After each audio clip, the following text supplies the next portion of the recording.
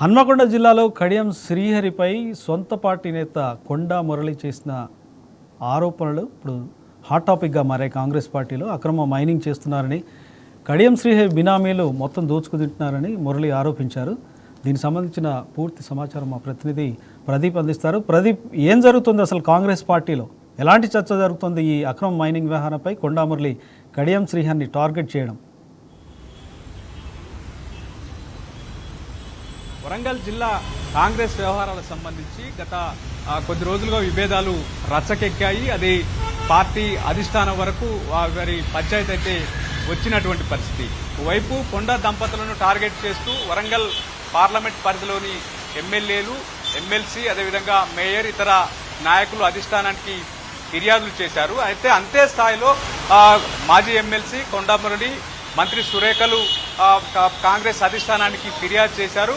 లిఖితపూర్వకంగా వరంగల్ జిల్లాలో ఏం జరుగుతూ ఉంది, ఏ ఎమ్మెల్యే ఏ స్థాయిలో పార్టీ వ్యతిరేక కార్యకలాపాలకు పాల్పడుతున్నారు, మరోవైపు అక్రమాలు చేస్తా ఉన్నారు, మైనింగ్ దోపిడీ చేస్తా ఉన్నారు, మరోవైపు క్రషర్ల దగ్గర బెదిరించి డబ్బులు వసూలు చేస్తున్నారు అనేది సంచలన ఆరోపణలు అయితే చేశారు. అటు స్టేషన్ గన్పూర్ ఎమ్మెల్యే కడియం శ్రీహరి పైన కూడా ఆయన తీవ్ర విమర్శలు చేశారు. వైపు కాంగ్రెస్ పార్టీకి సంబంధించినటువంటి నేతలను గన్పూర్లో ఇబ్బందులకు గురి చేస్తున్నారు అంటూనే మరోవైపు ధర్మసాగర్ మండలం దేవునూరు గుట్టల్లో ఉన్నటువంటి భూములను తన బినామీలకు ఇస్తున్నారనేది కాంగ్రెస్ నేతలు ఆరోపిస్తున్నటువంటి పరిస్థితి. మరోవైపు అంటే కాంగ్రెస్ ఎమ్మెల్యేలు ఇన్ఛార్జీలు ఉన్నటువంటి చోట అక్రమ మైనింగ్లు, అదేవిధంగా ఇసుక క్వారీలలో మైనింగ్ అక్రమాలు ఇవన్నీ జరుగుతున్నాయి. స్వయంగా ఇటీవల మంత్రిగా బాధ్యతలు చేపట్టినటువంటి ఏదైతే మైనింగ్ శాఖ మంత్రి వివేక్ ఉన్నారో ఇటు ఆరోపణలు వస్తా ఉన్నాయి. ఒకేసారి ఆరోపణలు వెంటనే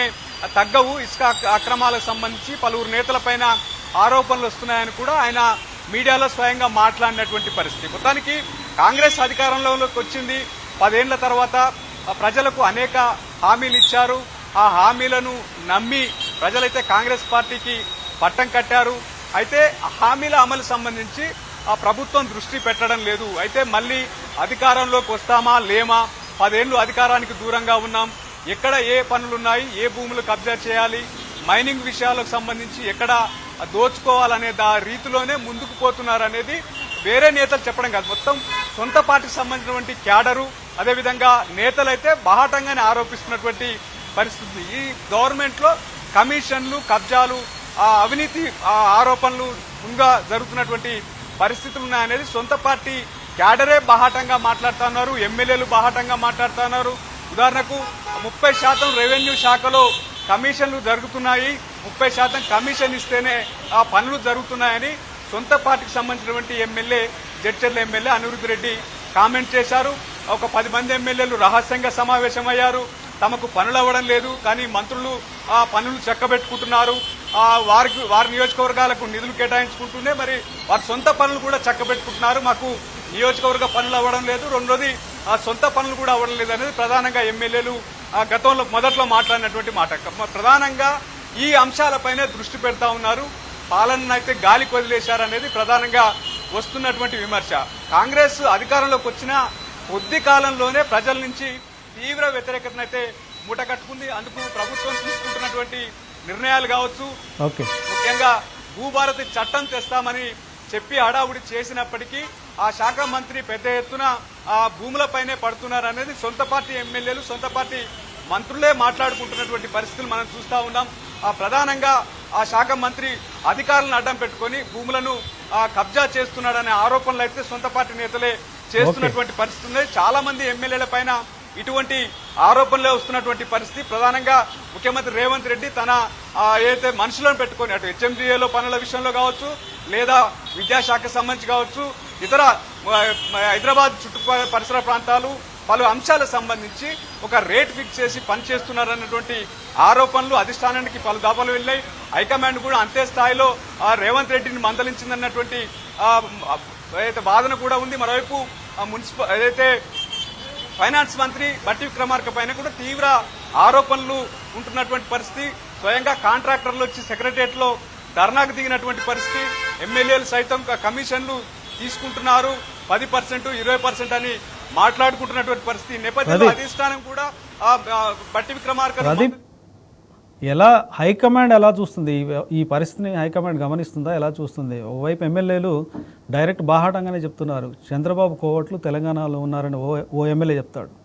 ఓ 4 ఎమ్మెల్యేలు వెళ్ళి హైకోర్టులో కాంగ్రెస్ పార్టీకి చెందిన నేతలు ప్రభుత్వం నుంచి కబ్జా కాకుండా భూమి కాపాడాలంటూ హైకోర్టులో పిటిషన్ వేస్తారు. హైకమాండ్ ఈ పరిస్థితిని ఎలా గమనిస్తుంది? హైకమాండ్ మొత్తం నిఘా పెట్టింది, ఎప్పటికప్పుడు సర్వేలు అయితే చేయిస్తుంది. మరోవైపు సొంత పార్టీకి సంబంధించిన నేతలే ఒకరిపై ఒకరు కంప్లైంట్ల మీద కంప్లైంట్లు ఇచ్చుకుంటున్నారు. ఈ పరిణామాలన్నింటినీ ఎప్పటికప్పుడు మానిటరింగ్ చేస్తున్నారు. అయితే ఇటీవల కేసీ వేణుగోపాల్ సమక్షంలో మంత్రుల మీటింగ్లో కూడా ఇదే అంశం తెరపైకి వచ్చింది. ఇటీవల ముఖ్యమంత్రి నివాసంలో జరిగినటువంటి డిన్నర్లో మీనాక్షి నటరాజన్ మంత్రులకు ఒక ప్రోగ్రెస్ కార్డు అందజేసింది. ఇన్ని రోజుల పనితీరు సంబంధించి ఆయా శాఖల పని విధానం ఎలా ఉంది, మంత్రి వ్యక్తిగత పర్ఫార్మెన్స్ ఏ రకంగా ఉందన్నది రిపోర్ట్లు ఇచ్చింది. మరోవైపు ఎమ్మెల్యేలతోనూ 1-to-1 సమావేశాలు నిర్వహించింది. వారి పట్ల పూర్తిగా సర్వేలు చేయించి వారు చేస్తున్నటువంటి కార్యక్రమాలకు సంబంధించి ఇప్పటికే అవినీతి ఆరోపణలు కావచ్చు, భూ కబ్జాలు కావచ్చు, కార్యకర్తలకు అందుబాటులో ఉండకపోవచ్చు కావచ్చు, ఇతర అంశాలన్నింటినీ ఎప్పటికప్పుడు నిఘా అయితే పెట్టింది, వారిని మందలిస్తూ ఉంది. అయినప్పటికీ నేతల తీరు మారడం లేదన్నటువంటి చర్చ అయితే కాంగ్రెస్ లో ఉంది. ఎందుకంటే మనం చూస్తా ఉన్నాం, ఎప్పటికప్పుడు అటు ముఖ్యమంత్రి కూడా ఒక జనవరి 1 రోజు ఒక కామెంట్ చేశారు, నేను మారాను మీరు కూడా మారండి అని. అంటే హైకమాండ్ అక్కడి నుంచి చివాట్లు పెడుతున్నది ఎప్పటికప్పుడు. ఈ చివాట్ల నేపథ్యంలో కొంత తగ్గారన్నటువంటి చర్చ కూడా ఉంది. ఎమ్మెల్యేలకు నేతలకు కూడా అదే చెప్తున్నటువంటి పరిస్థితులు మనం చూస్తాం. ఏదేమైనా అదే తీవ్ర అవినీతి ఆరోపణలు, భూ కబ్జా ఆరోపణలు, అక్రమ మైనింగ్ ఆరోపణలు అయితే తీవ్ర స్థాయిలో వస్తున్నటువంటి పరిస్థితి మనం చూస్తా ఉన్నాం. స్వయంగా ఎమ్మెల్యేలు మాట్లాడుతూ ఉన్నారు. స్థానిక ఎన్నికల కోసమే ఈ నేను మారానంట అన్నది డ్రామాగా అనిపించడం లేదా? మొత్తానికి ప్రజల నుంచి తీవ్ర వ్యతిరేకత ఉంది. ఎందుకంటే ఎన్నికల్లో ఇచ్చినటువంటి హామీలేవి అమలు కావడం లేదు, ఆనాడు చెప్పిన మాటలేవి ఇప్పుడు ముందుకు పోవడం లేదు. అయితే తాజాగా ప్రజల్లో క్షేత్రస్థాయిలో తీవ్ర వ్యతిరేకత ఉంది. ముఖ్యంగా రైతుల నుంచి రేవంత్ రెడ్డి ప్రభుత్వంపై తీవ్రంగా మండిపడతా ఉన్నారు వారంతా. అయితే ఈ నేపథ్యంలోనే రుణమాఫీ చేసినా పూర్తి స్థాయిలో చేయలేదు. రైతు భరోసా 7,500 ఎకరానికి సంవత్సరానికి 15,000 ఇస్తామన్నారు. రైతు కూలీలకు 12,000 ఇస్తామన్నారు, అవి ఇచ్చే పరిస్థితి లేదు. ఇప్పుడు 6,000 12,000 ఎకరానికి సంవత్సరానికి ఇస్తున్నప్పటికీ గతంలో 2-3 తవ్వలు అయితే రైతు భరోసా నిధులు ఇవ్వనటువంటి పరిస్థితి. అయితే ఈ కొంత రైతుల నుంచి వ్యతిరేకతను కొంతమేరకైనా తగ్గించుకోవాలనే ప్రయత్నంలో భాగంగా లోకల్ బాడీ ఎన్నికలకు వెళ్లాలన్నటువంటి ఉద్దేశంతో 9,000 కోట్లు రైతులకు భరోసా నిధులైతే పూర్తి స్థాయిలో వేశారు.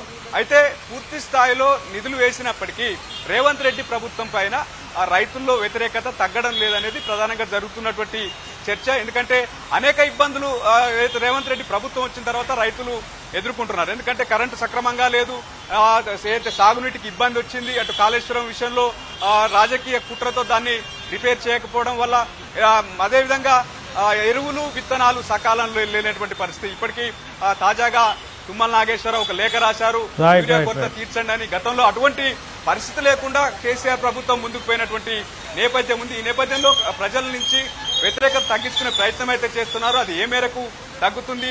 నేతలపైన అవినీతి ఆరోపణలు తగ్గడం లేదు, ప్రజల్లో తీవ్రమైనటువంటి చర్చ జరుగుతుంది. ఇచ్చినటువంటి హామీలను పక్కన పెట్టారన్నటువంటి చర్చ నేపథ్యంలో ప్రజలైతే తీవ్రంగా మండిపడుతున్న పరిస్థితి అయితే మనం చూస్తా ఉన్నాం. Sharif, right, thank you Pradeep.